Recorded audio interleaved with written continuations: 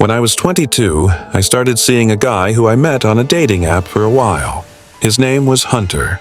We went on like 4 dates in the span of a little over a month. At first, things seemed all right. Our first date was a quick coffee date, less than an hour, more of a screening process to make sure he seemed normal. Our second date was at a nearby bar for some drinks. We both got a nice buzz and it was a nice time. Our third date was dinner, and this was when I started to question things. Question if I really clicked with his personality, or if I felt like there was something slightly off about him. The date ended with a kiss, though, the first and only time we ever kissed, so I convinced myself that because I let him kiss me, things went all right. It wasn't until a couple weeks later that we went on our fourth and final date. We went out for drinks once again, however. This time I went into it with a less excited mindset, and I was paying more attention to little quirks in his behavior that I realized were kind of unusual. It's hard to explain exactly what I mean, but some of his mannerisms just gave off antisocial and borderline creepy vibes. He started to drink way too much on this date as well, and he started getting really touchy-feely at the bar, trying to kiss multiple times. I'm not a fan of PDA, especially not when sitting at a bar with people next to me. I politely turned down his advances, and within a few minutes I mentioned I was tired, heavily implying we should leave. He asked for the check, paid it, and then we grabbed our coats and left.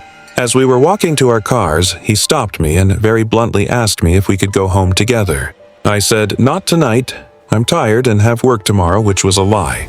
He shockingly kept trying, saying he'd drive me to work tomorrow and such. I found it to be absurd whether he was drunk or not.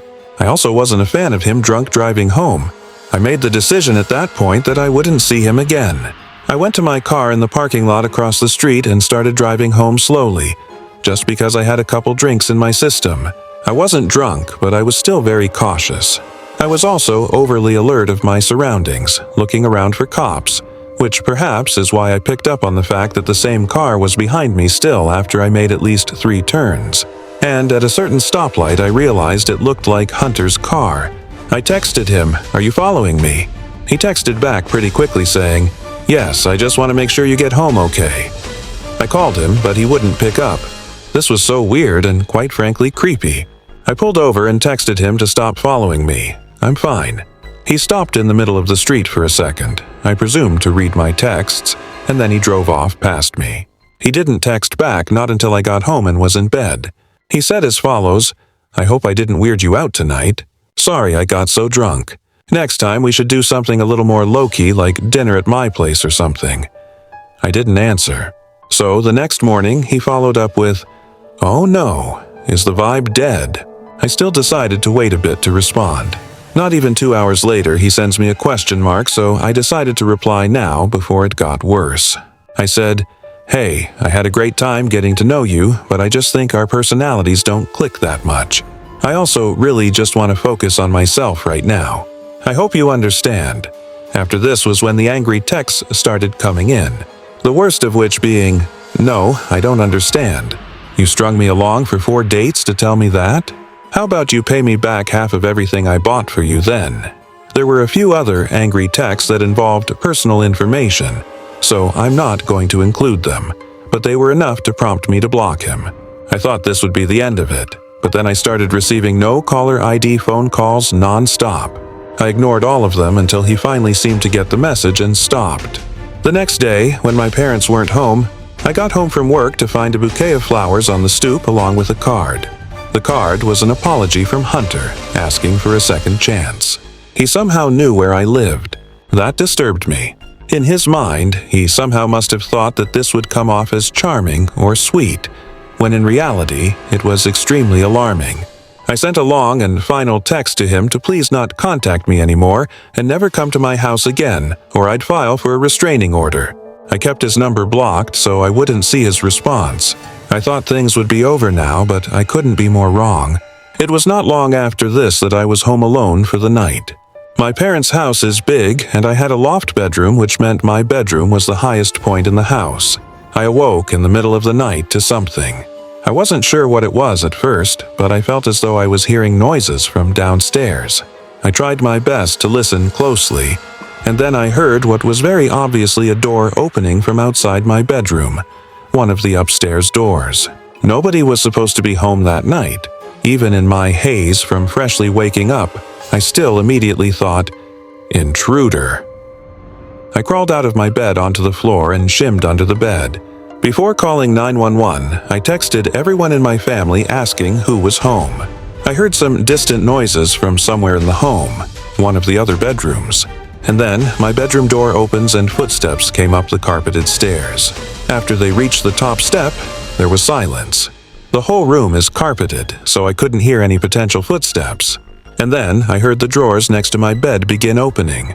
I held my mouth with my hands to mask my breathing. I could feel my heart racing. I heard a man's voice say, "God fucking damn it," under his breath. In that moment, I thought, wait, that might have sounded like Hunter's voice. I still didn't move, and I prayed my phone did not get any notifications now. I heard more rummaging sounds. He was going through my entire dresser. Then I heard and felt the bed move as he sat down. I was staring at the outline of 2 shoes through the bed skirt. Even in the dark, it was visible. I don't know what he was doing on the bed, but he sat there for over 2 or 3 minutes before getting up, and I heard him say under his breath, "Fucking bitch." I heard all the drawers close, and then I heard footsteps walk back down the stairs, the door shutting, and then sounds of footsteps walking down the stairs to the living room. I called 911 now, and I still whispered into the phone just to be safe. I stayed on the line and stayed under the bed for 10 to 15 minutes until one of the police officers showed up, and I went down to meet them at the front door, and even that was tense. After letting him in, I told him everything he didn't already know from the phone call he responded to. As such, he did a sweep of the house, and during that, another officer arrived, this one female who also assisted in the search. It turned out every window was unlocked, and one of the windows, the dining room one, is big enough for someone to crawl through, though I don't think anyone ever pictured someone squeezing through the bush in front of the window and then crawling through it. I gave a verbal statement of everything. I was given a report number and they left. When my parents returned home the next day, they already knew everything from my texts and phone call with them. We went to the police station with my report number and gave as much information as possible, such as text screenshots, including him admitting he was following me home. They said they'd investigate, though without solid proof it was him inside the house, it was tricky. I think the case lost steam when I really didn't have any proof of anything. I did, however, successfully get a restraining order against him, and I was advised to never accuse him of having broken in, nor ever contact him again. He thankfully didn't, but from that point until the moment I moved out of my parents' house, I was always uncomfortable he would be creeping around outside. Even today, I sometimes fear he might find out where I currently live. I was in the 6th grade when this happened. This all started on the week of Halloween, when I would stay after school to help decorate a haunted house for my school's Halloween carnival. I often got to stay and fool around with some of my friends while getting awarded with pizza for helping decorate. Along with my friends, there was also this other kid who would stay late. I'll call him Chris. We had gotten along for the entirety of the time that we would stay after school, and he never once gave me any reason to feel uneasy around him. He was genuinely a funny and cool kid. But anyway, fast forward 2 weeks, I was suddenly approached by a group of girls in my grade who were all excited and had wide grins on their faces. I asked them what was going on, only for them to tell me that I had a secret admirer and that he would be texting me tonight. Now, I'd be lying to you if I told you that I wasn't excited, or at the very least, curious about this. I wanted to know who. Later that night, when I was about to go to sleep, I got a notification from Messenger. It was the only app I had at the time that I always used to communicate with my parents whenever I was home alone. The message was from Chris. I had completely forgotten that I added him on Facebook on Halloween. I opened the message and it read, "Maya, I need to talk to you." I was concerned and quickly replied, "Yeah, what's going on? Everything okay?" To this day, I wish I hadn't replied. The typing bubbles appeared and stayed there for a good 2 minutes, which meant that he was still typing. It felt like forever until his message finally came through. I didn't expect what came next and along. Paragraph. He confessed his love for me and how I've been driving him crazy since Halloween. He also proceeded to explain how he tried to impress me during recess and gym with his soccer skills, but that I never seemed to notice him. He said that he was growing tired of being ignored, and it ended with, I want you to notice me. So I guess what I'm trying to say is, will you be my girlfriend? I cringed at every word. I stared at the message for a long time. What the hell? I barely even know this kid, and I drifted apart from him a long time ago. I was trying to come up with a way to let him down easily, as I didn't want to hurt his feelings. I told him I didn't like him like that, and that I wanted to just be friends. I could tell right away that he didn't like this answer. He kept asking me, why? And I had to come up with a reason each time until he eventually stopped answering. The next morning was a nightmare for me. Some of his friends kept coming up to me and telling me that Chris wanted to kiss me, which he told the entire grade he wanted to do, and that he would do it even if it meant cornering me. Taking this as a threat, I decided to tell my teacher. She told me to stay inside during recess and lunch, and that if he ever got even close to me, to run right back to the classroom. This wasn't enough for me. I reported him to the principal, who told me he would do something right away, and this gave me some relief. I feel I should mention that I lived right across the street from my school, and everyone knew this, including Chris, which leads me to what happened next. Later on in the week, I was walking home from school. I hadn't even been inside my house for more than 2 minutes before I heard someone knocking on my front door. I peeked out the window just in time to see someone ducking behind a parked car across the street. It had to be Chris. He must have been following me. My mom opened the door to find a piece of paper on the floor, and not surprisingly, it was addressed to me. I read the note out loud, and it said there was a surprise waiting for me under the Cadillac in my driveway, which at the time belonged to my brother. My mom went to check only to find nothing. But it was after this day my brother's Cadillac stopped working. I still have no idea what Chris did to the car, but my brother was forced to sell it. Unfortunately, my nightmare doesn't end there. I was constantly harassed by Chris's friends telling me to give him a chance and that he would treat me right. There was even a moment when I caught Chris taking a picture of me walking home, and the only reason I saw him was because I barely even heard the sound of an iPhone camera behind me. Who knows how many photos of me he had on his phone? And every morning, I woke up to a message from him with something along the lines of, "I can't wait to see you at school," or, "I bet you'll look beautiful today." The harassment and stalking were only getting worse, and it was making me fear for my safety, especially now that he knew where I lived. Finally, I got a call into the counselor's office, and I felt relieved, expecting her to tell me that Chris was going to get in trouble or that the cops would get involved. Anything. Instead, what I heard was worse. The counselor proceeded to tell me that boys will be boys, that they do crazy things when they're in love, and that I shouldn't be mad about this. She told me I should feel flattered as this kind of stuff was bound to happen, and that the only thing I could do was to accept it and learn from it. At the time, I didn't see the problem with her words, as I genuinely believed her, but looking back on it now, this was an insane and disturbing thing to say to a 6th grader who was being sexually harassed and who was fearing for her safety almost every day. That afternoon, I came home from school telling my mom everything the counselor told me, and she was rightfully furious. I was called to the principal's office again that same week, this time with my mom present. I remember very clearly my mom telling the counselor and principal, "What are you waiting for? For something bad to happen to her before you do something?" She continued to ask why it was taking so long for something to be done. They both stayed silent. My mom ended it by threatening the counselor and telling her to never speak to me again unless she was present. But unfortunately, I don't think the school ever did punish Chris, which to this day enrages me. He basically got away with everything. It doesn't even end there. One night during the weekend when my parents had gone shopping, I was about to go to sleep after watching a YouTube video on my iPad when I heard something at my window. Now, I'm on the 2nd floor, so this was especially strange. The only thing that hits my window are birds accidentally flying into it. I sat up listening. Then it happened again. It sounded as if someone had thrown something at the glass. Then it happened again and again. They were consistent thuds, and it was starting to freak me out. I finally got the courage to get up from my bed and see what it was. My heart dropped into my stomach when I opened the curtain and looked down to see Chris holding a handful of rocks looking up at my window. He somehow had managed to figure out which window was mine. He was about to throw another when he noticed me. I could ever so slightly see that he was saying something, but I didn't stop to see what. I remember going to see if every window and door was locked, and thankfully everything was. When I returned to my room, I received 4 messages from Chris. Why did you leave? I just want to talk. I'm sorry, all I wanted was a kiss. Please forgive me. You are not who I thought you were. Bye. I blocked him after that.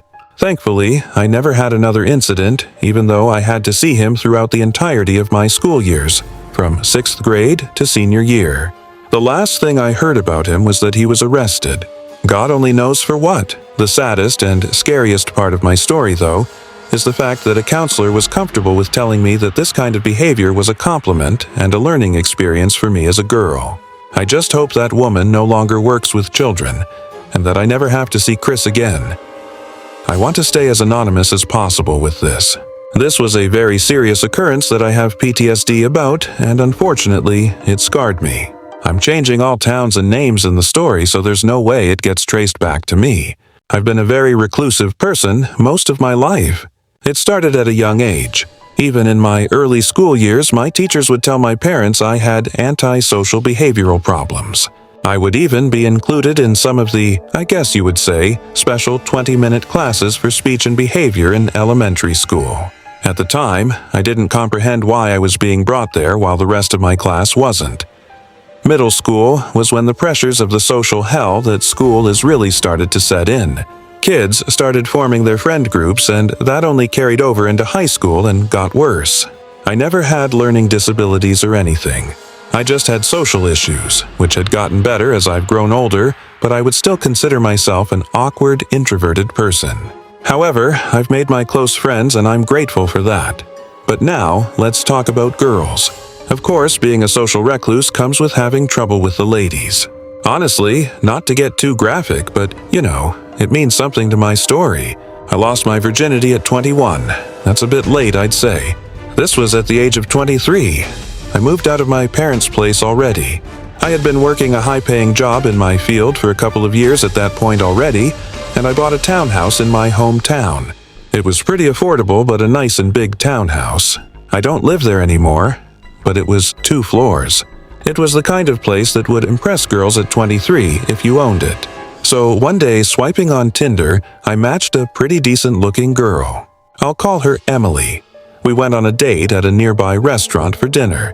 I was a little in my head, thinking she was judging me, or I was acting awkward. And by the end of it, I felt like she never wanted to see me again. But when I was in bed after getting home, she told me she really liked me and had fun, and I was ecstatic, honestly. So we went on a second, third, and fourth date, and honestly, things felt great after I got out of my head. We became boyfriend, girlfriend fairly quickly. But the honeymoon phase didn't last forever.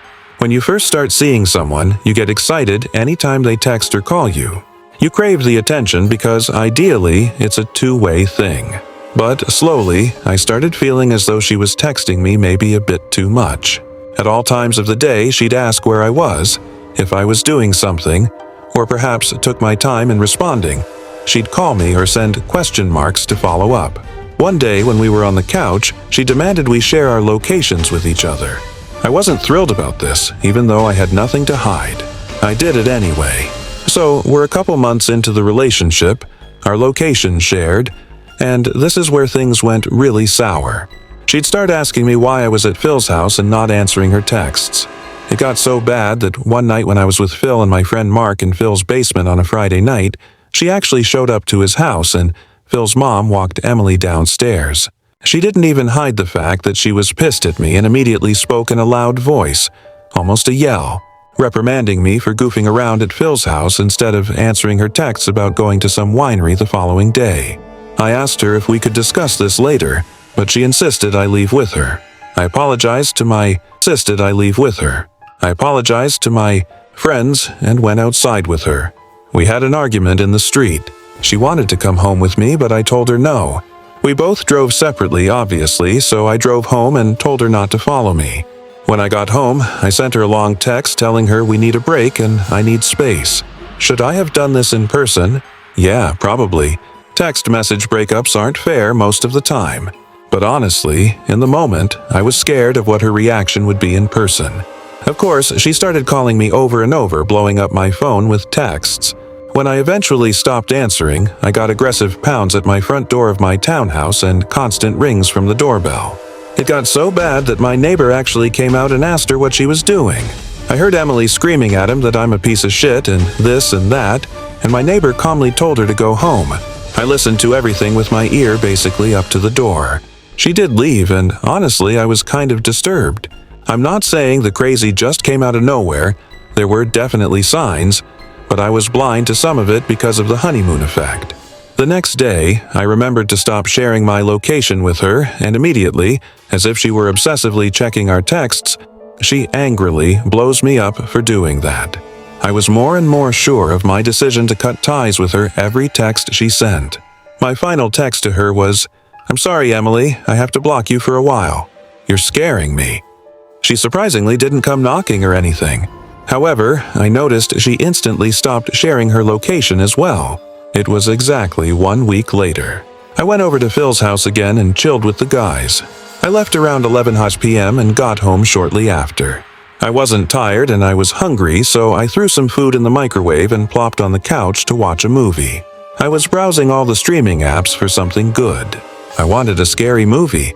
When the microwave beeped and it went silent, I suddenly heard a click or thud from the dining room. So, the layout of the downstairs of the townhouse, it looped around in a circle. It went from the kitchen to dining room to living room to den, and they were all separated by a wall in the middle. However, the den to the dining room had a door, not an opening. I attached this photo to give a better idea. To allow for complete silence, I grabbed the TV remote and muted the TV, and it was then that I surely heard the door separating the den and the dining room clicking open. I peered into the dining room. I blurted out, "Who's in here?" To, of course, nothing in response. I entered the dining room, my blood running cold as I saw that door was opened. I have a thing for keeping doors in my home shut, and that door was no exception. I went to the kitchen and grabbed the biggest knife from the knife block. I also called 911 right away. I had never called 911 once in my life. This was a first. On the phone, I spoke really loud so that whoever was in there would hear that I was on the phone with the police. Whether this was a good idea or not, I guess, is debatable. I said, "I think my crazy ex-girlfriend has broken into my house. Please send someone." The rest of that call was explaining what exactly was going on, why I thought it was my ex, and her instructing me to wait outside if possible. So I went outside and waited not far from the front door. Surprisingly quickly, a police car rolled up. I once again briefly explained what I thought was going on, and I led the officer into my home. We both performed the most thorough search of the place together, and I'm telling you, no one was in there. We checked the mini crawl space hidden in the closet. We checked every closet for that matter. We checked under the beds, under the couches, even the mini attic too. When the coast was quite literally clear, he told me to call again if I heard anything, which said to me that he believed me and knew I wasn't making it up or going crazy. My night was obviously disturbed after that. No way I was going to be able to sit in the living room and watch a movie now. I ate my food, which had been sitting in the microwave, and went up to my room and locked the door. I texted all my friends and family, of course, about how spooked I was.